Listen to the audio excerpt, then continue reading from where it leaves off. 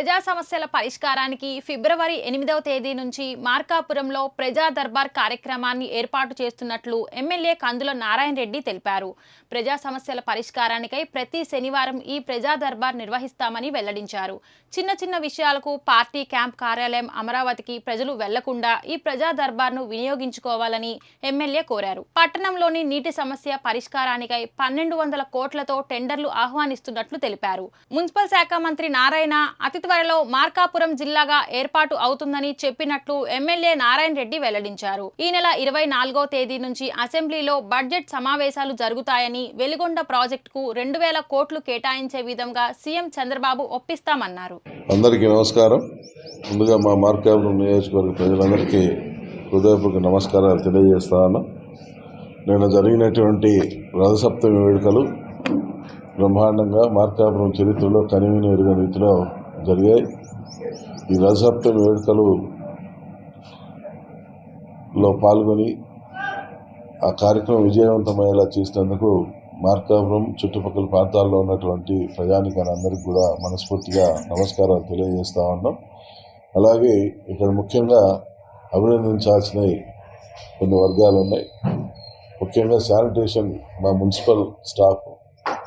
మార్కాపూర్లో నిన్న అంత పెద్ద వేడుక జరుగుతూ ఉంటే ఎక్కడా కూడా ఒక చిన్న వేస్టేజ్ అనేది రోడ్డు మీద లేకుండా, ప్రజలకు అసౌకర్యం అనేది కలగకుండా రాత్రి 12 వరకు కూడా పనిచేస్తూ ఎప్పటికప్పుడు ఆ వాహనాల ముందు శుభ్రత అనేది ఎట్లా ఉంటుందో చూపించి బ్రహ్మాండంగా పనిచేశారు.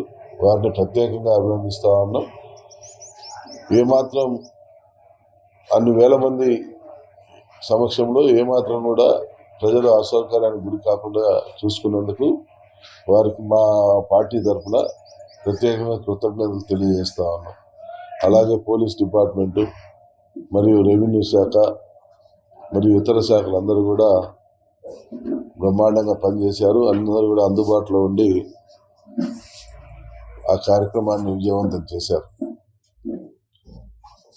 భవిష్యత్తులో ఇంకా ఈ కార్యక్రమాన్ని, ఆ రథసప్తమి వేడుకలు కావచ్చు, అలాగే మా చెనకేయ స్వామి బ్రహ్మోత్సవాలు కావచ్చు, ఇటువంటి కార్యక్రమాలన్నీ కూడా ఈ ప్రభుత్వంలో బ్రహ్మాండంగా జరుపుతామని, దానికి ప్రజలందరూ కూడా సహకరించమని చెప్పి కోరుతా ఉన్నాం. అలాగే రేపు శనివారం నుంచి మార్కాపురంలో ప్రజా దర్బార్ కార్యక్రమాన్ని స్టార్ట్ చేస్తూ ఉన్నాం. ఉదయం 10 గంటలకు మా పార్టీ కార్యాలయం దగ్గర ప్రజా దర్బార్ స్టార్ట్ చేసి మధ్యాహ్నం 1 గంట వరకు కొనసాగిస్తాం. మన 4 మండలాలు అలాగే మున్సిపాలిటీల్లో ఉన్నటువంటి అధికారులందరూ కూడా ఇక్కడ అందుబాటులో ఉంటారు. ప్రజలకు తక్షణం చేయాల్సినటువంటి సమస్యల్ని తక్షణమే పరిష్కరించే విధంగా చర్యలు చేపట్టేదానికి ఈ ప్రజా దర్బార్ కార్యక్రమాన్ని ఏర్పాటు చేస్తూ ఉన్నాం.